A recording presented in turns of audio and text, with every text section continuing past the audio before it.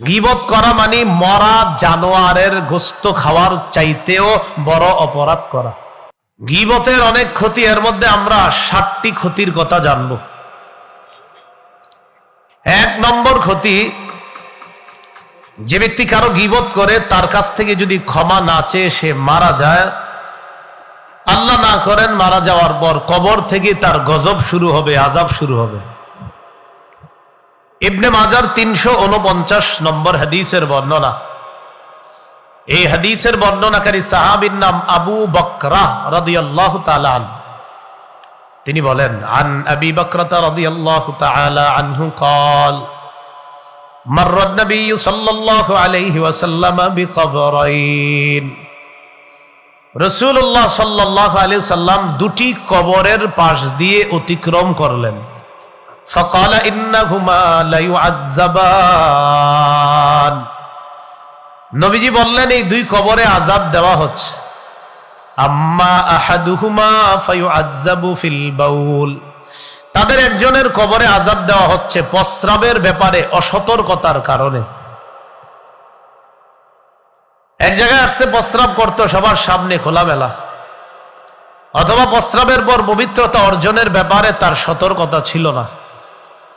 নবীজি বলেও দিয়েছেন, মা ইউআযাবানি ফি কাবীর। বড় কোনো অপরাধে তাদেরকে শাস্তি দেওয়া হয় নাই। আম্মা আহাদুহুমা ফায়ুআযাবু ফিল বাউল। একজনকে শাস্তি দেওয়া হয়েছে প্রস্রাবের কারণে। ওয়া আম্মাল আখারু ফায়ুআযাবু ফিল গীবাহ। আরেকজনের কবরে আযাব হচ্ছে গীবতের কারণে। অন্য হাদিসে আসছে বিন নামিমা, চুগলখুরি করার কারণে। আল্লাহ আমাদের এই জবানকে গীবত থেকে হেফাজত করেন। 1 নম্বর জানলাম, জবান দিয়ে গীবত করা কবরের আযাবের কারণ। 2 নম্বর, গীবত করা সবচেয়ে বড় সুদ খাওয়া। সুদ হারাম, গীবত করা সবচেয়ে বড় সুদ। সুদ কেউ যখন খায়, আপনি একজনের কাছে 100 টাকা পাওনা, তার কাছ থেকে 150 টাকা আনলেন, 50 টাকা স্মার্ট পদ্ধতিতে ভদ্র স্টাইলে লুণ্ঠন করে আনলেন, এটা কিন্তু সুদ। বাকি একটু স্টাইলটা ভদ্র, স্মার্ট পদ্ধতিতে ইন্টারেস্ট নাম দিয়ে ভদ্রভাবে সে ভাবঝাপ ধরে যে উইথ ইন্টারেস্ট আমি 50 টাকা পেয়েছি। বাকি এটাও কিন্তু চুরি। হ্যাঁ, এটাও চুরি, কারণ এটা আরো ভয়ঙ্কর রকমের চুরি, লুণ্ঠন, সরাসরি ডাকাতি, বা এটা ভদ্র পদ্ধতির ডাকাতি। তো এই যে ডাকাতি করা, এটা কিন্তু আরেকজন আপনার কাছে টাকাটা পাও না। এই সুদে আপনার যার কাছ থেকে টাকা আনছেন, যে ব্যক্তির কাছ থেকে আপনি সুদ লাগাইলেন, এরপরে আপনি টাকাটা বেশি আনলেন সুদি, এই সুদি টাকা কিন্তু সে আপনার কাছে পাও না, এটা আপনার হক না, এটা হারাম পদ্ধতিতে আনছেন। ঠিক কারো গীবত করা, এই ব্যক্তির কাছে আপনি মাপ না চাইলে তার হক নষ্ট করার কারণে আপনি কিন্তু আল্লাহর কাছে ধরা খেয়ে যাবেন। গীবত করলে তার কাছ থেকে ক্ষমা চেয়ে নেওয়া, সম্মানহানি করা মানে তার হক নষ্ট করা। আবু দাউদ শরীফের 4876 নম্বর হাদিস। এই হাদিসের বর্ণনাকারী সাঈদ ইবনে যায়েদ। عن سعيد بن زيد عن النبي صلى الله عليه وسلم قال। সাঈদ ইবনে যায়েদ থেকে বর্ণনা, তিনি নবীজি সাল্লাল্লাহু আলাইহি সাল্লাম থেকে বর্ণনা করেন, قال رسول الله صلى الله عليه وسلم إن من أربى الربا الاستطالة في عرض المسلم بغير حق। রাসূলুল্লাহ সাল্লাল্লাহু আলাইহি সাল্লাম বলেন, সবচাইতে বড় সুদ হলো অন্যায়ভাবে কোনো মুসলমানের সম্মান হানি করা, সেটা গীবতের মাধ্যমে হোক, অপবাদের মাধ্যমে হোক, মিথ্যা রটনার মাধ্যমে হোক। আল্লাহ জবান থেকে সকলকে জবানের গুনাহ থেকে হেফাজত করেন। গীবতের 3 নম্বর ক্ষতি, যে ব্যক্তি আরেক ব্যক্তির গীবত করে আর তার সমালোচনা করে বেড়ায়, তার দোষ খুঁজে বেড়ায়, আল্লাহ পাক রব্বুল আলামিন ওই ব্যক্তির দোষ অন্যের সামনে প্রকাশ করে তাকে লাঞ্ছিত করে ছাড়বে, এমনকি তার ঘরে রাইখা হলেও আল্লাহ তারে লাঞ্ছিত করে ছাড়বে। আবু দাউদ শরীফের 4880 নম্বর হাদিস। এই হাদিসের বর্ণনাকারী সাহাবীর নাম আবু বারজা আল আসলামী রাদিয়াল্লাহু তাআলা আনহু। عن أبي برزة الأسلمي رضي الله تعالى عنه قال قال رسول الله صلى الله عليه وسلم يا معشر من أسلم بلسانه ولم يدخل الإيمان قلبه হে ওই সমস্ত মুসলমান যারা মুখে ইসলাম গ্রহণ করেছো অন্তরে এখনো ঈমান ঢুকে নাই লা তাগতাবুল মুসলিমিনা ওয়ালা তাত্তাবিউ আওরাতিহিম তোমরা মুসলমানদের গীবত করো না, তোমরা মুসলমানদের দোষ ত্রুটি অনুসন্ধান করিও না। ফাইন্নাহু মান ইত্তাবা আওরাতিহিম ইয়াত্তাবিউল্লাহু আওরাতাহ কেউ যদি কোনো মুসলমানের দোষ ত্রুটি তালাশ করে আল্লাহ তার দোষ প্রকাশ করে দেয়। ওয়া মান ইয়াত্তাবিউল্লাহু আওরাতাহ ইয়াফযাহু ওয়ালাউ কানা ফি বাইতিহি আল্লাহ যদি কারো দোষ প্রকাশ করে দেয় তাকে আল্লাহ তার ঘর তাকে আল্লাহ পাক রব্বুল আলামিন নিজের ঘরে রেখে হলেও লাঞ্ছিত করে ছাড়বে যদি কেউ অন্যের দোষ তালাশ করে। কথাটা মাথায় আনেন, আমি মাখলুকের দোষ তালাশ করি, খালেক আমারটা তালাশ করে। মাখলুকেরটা আমি পাইতেও পারি নাও পাইতে পারি, খালেক তো আমার দোষ নিশ্চিত জানে আর আল্লাহ আমারটা জানে। যদি আমি অন্যেরটা খুঁজি আমারটা আল্লাহ প্রকাশ করে দিবেন, অন্যের সামনে অপমান করে ছাড়ব। এ হলো 3 নাম্বার। গীবতের 4 নাম্বার ক্ষতি, যারা গীবত করে তাদের এই গীবতের একটা দুর্গন্ধ হয়, পচা দুর্গন্ধ। এই দুর্গন্ধযুক্ত বাতাস আমার আপনার নাকে আইসা লাগে, আমি আপনি মনে করি এটা মনে হয় ট্যানারির গন্ধ, সাপ পরা গন্ধ অথবা কুকুর পচা গন্ধ। সব গন্ধই যে কুকুর পচা হবে, সাপ পচা এমনটা না, কিন্তু কিছু গন্ধ আমাদের নাকে আসে, গীবতের গন্ধ। ওহী না আসার কারণে আমরা আসলে জানি না এটা কি গীবত না অন্য কিছু, কিন্তু নবীর যুগে ওহী আসছে, নবী জেনে ফেলছে। দলিল মুসনাদে আহমদ হাদিসের কিতাব 14784 নম্বর হাদিস।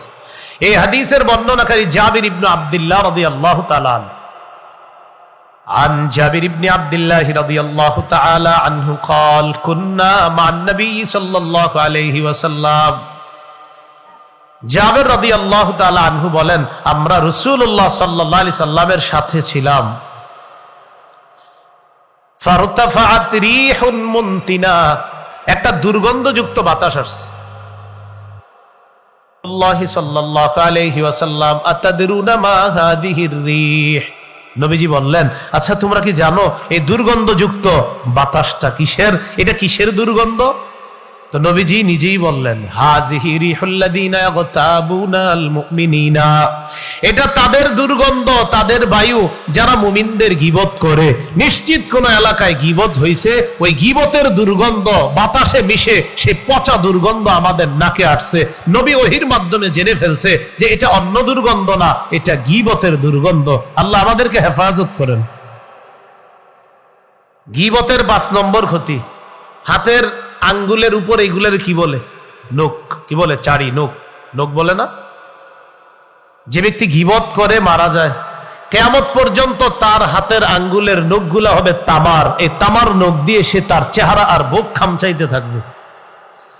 আবু দাউদ শরীফের 4878 নম্বর হাদিস। এই হাদিসের বর্ণনাকারী আনাস ইবনে মালিক রাদিয়াল্লাহু তাআলা عن أنس بن مالك رضي الله تعالى عنه قال قال رسول الله صلى الله عليه وسلم لما عرج بي مررت بقوم لهم أصفار من نحاس রাসূলুল্লাহ সাল্লাল্লাহু আলাইহি ওয়াসাল্লাম বলেন আমি যখন মেরাজে গেলাম, আমাকে যখন মেরাজে নেওয়া হলো, আমি এমন একদল মানুষের পাশ দিয়ে অতিক্রম করলাম যাদের হাতের নখগুলা তামার। ইয়াখমিশুনা ওয়াজুহাহুম ওয়া সুদুরহুম তারা তামার নখ দিয়ে তাদের চেহারা আর বুক খামচাইতেছে। আমি জিবরিল আমিনকে প্রশ্ন করলাম মানহা উলাইয়া জিবরিল, জিবরিল এরা কারা? জিবরিল আমিন জবাব দিলেন হা উলাইল্লাযিনা ইয়াকুলুনা লুহুমান নাস ওয়া ইয়াকুউনা ফি আ'রাদিহিম এরা তারা যারা দুনিয়ার মধ্যে মানুষের গোশত ভক্ষণ করত, যারা দুনিয়াতে মানুষের সম্মানহানি করত, এরা তারা। নাউযুবিল্লাহ। গীবতের শাস্তি ভয়াবহতা, ক্ষতি নাম্বার 6, গীবত করা মানে পেটের মধ্যে আগুন ঢুকানো। বলেন পেটে কি ঢুকানো? আবু দাউদ শরীফের 4881 নম্বর হাদিসের বর্ণনা قال رسول الله صلى الله عليه وسلم মান আকালা বিরাজুলিন মুসলিমিন আকলাতান ফাইন্নাল্লাহা ইউতইমুহু মিসলাহা মিন জাহান্নাম। কেউ যদি এক লোকমা পরিমাণ গীবত করে, মানে এক লোকমা মুখে নিতে নিতে কোনো মুসলমানের গীবত করে, আল্লাহ তাকে ওই পরিমাণ আগুন জাহান্নামে খাওয়ায়া দিবে। ওয়ামান কুসিয়া বিরাজুলিন সাওবা, কাপড় পরতে পরতে গীবত করলেন, ফাইন্নাল্লাহা ইয়াকসুহু মিসলাহা মিন জাহান্নাম, আল্লাহ তাকে জাহান্নামের আগুনের পোশাক পরায়া দিবে। এজন্য দুনিয়াতে গীবতের পোশাক যদি পরেন, জাহান্নামে আগুনের পোশাক পরায়া দিবে। আল্লাহ আমাদের এই জবানকে হেফাজত করেন। গীবতের ক্ষতি নাম্বার 7, গীবত করা মানে মরা জানোয়ারের গোশত খাওয়ার চাইতেও বড় অপরাধ করা। ইমাম বুখারী রহমতুল্লাহ আলাইহির একটা কিতাব আছে আল আদাবুল মুফরাদ, এই কিতাবের 737 নম্বর হাদিস। হাদিসের বর্ণনাকারী আবু হুরায়রা রাদিয়াল্লাহু তাআলা তিনি বলেন, জাআ মাইজ ইবনে মালিক আল আসলামী ইলা রাসূলিল্লাহি সাল্লাল্লাহু আলাইহি ওয়াসাল্লাম। মাইজ ইবনে মালিক আল আসলামী নবীজির কাছে আসছে। নামটা মনে রাখতে হবে, মাইজ ইবনে মালিক আল আসলামী নবীজির কাছে আসছে।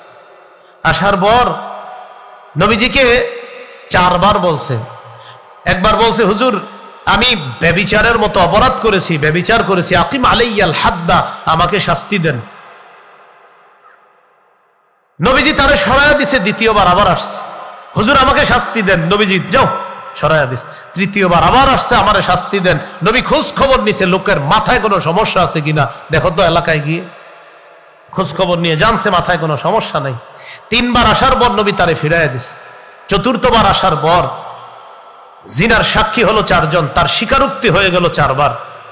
ফারাজামাহুন নবী সাল্লাল্লাহু আলাইহি সাল্লাম ফির রাবিআ, 4বার তাকে পাথর মারার ব্যবস্থা করলেন।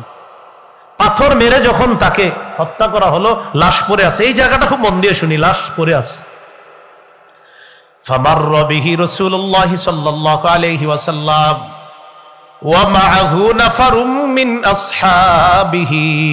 নবীজি তার লাশের পাশ দিয়ে গেলেন, নবীজির সাথে সাহাবীদের এক দলও ছিলেন। ফাকালা রাজুলান মিনহুম ইন্না হাযাল খাইনা আতা রাসূলুল্লাহ সাল্লাল্লাহু আলাইহি ওয়াসাল্লাম মিরারা কুল্লু যালিকা ইয়ারুদ্দুহু। সাহাবীদের মধ্যে 2 জন ওই লাশের পাশ দিয়ে যায় আর কয়, এই গাদ্দার, এই খেয়ানতকারী নবীর কাছে বারবার আসছে, নবী তারে বারবার ফিরাইয়া দিছে। 4বার আসার পর নবীজি তার উপর শাস্তি প্রয়োগ করছে। কুতিলা কামা ইউকতালুল কালবু, তাকে কুকুরের মতো হত্যা করা হয়েছে। দিল থেকে আওয়াজ দিয়ে বলেন নাউজুবিল্লাহ। কথাটা নবীজির পছন্দ হয় নাই।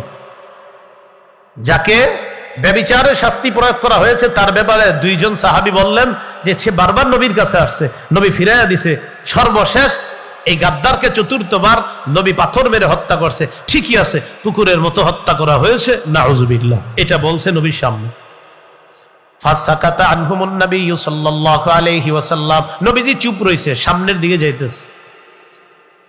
যাওয়ার সময় ফামাররা বিজিফাতি হিমার, এটা মরা গাদার পাশ দিয়ে গেছে।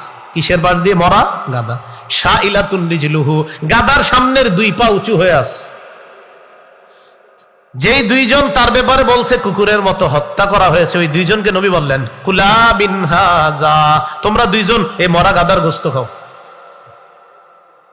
এই কথা বলার পর তারা 2 জন বললেন, আমিন জিফাতি হিমার ইয়া রাসূলুল্লাহ, হুজুর মরা গাদার গোশত খাবো? নবীজি বললেন, হ্যাঁ, আল্লাযী নিলতুমা মিন ইরজি আখিকুমা আনিফান আকসার, এই মাত্র যে তোমাদের ভাইয়ের ব্যাপারে যে কথাটা বললা, এটা তো মরা গাদার গোশত খাওয়ার চাইতে আরো বড় অপরাধ করছো। মরা গাদার গোশত খাওয়া হারাম, তাকে যেটা তার সম্মানহানি করে কথা বললা একজন মৃত ব্যক্তির ব্যাপারে, এটাও হারাম কাজ করলা, তো ওইটা হলো আরো বড় হারাম। বড়টাই যেহেতু করে ফেলছো, এখন এটি খাও, সমস্যা কি? শাসন করলেন, ধমক দিলেন। তাহলে মরা প্রাণী, মরা গাদার গোশত খাওয়ার চেয়ে বড় অপরাধ করা কোন মুসলমানের ব্যাপারে সমালোচনা করা। নবীজি বলেন, যার ব্যাপারে তোমরা বললা সে কুকুরের মতো মারা গেছে, আমার কাছে ওহী এসেছে, ইন্নাহু ফি নাহরিন মিন আনহারিল জান্নাতি ইয়াতাগাম্মাস, এই মুহূর্তে সে জান্নাতের নদীতে সাঁতার কাটতেছে। প্রিয় ভাইয়ারা, আমার সাথে 3টা স্লোগান মুখস্থ করেন। বলেন, গীবত করব না, গীবত শুনবো না, গীবতের মজলিসে বসবো না, গীবত করব না, গীবত শুনবো না, গীবতের মজলিসে বসবো না। কথাগুলা কি মনে থাকবে ইনশাআল্লাহ?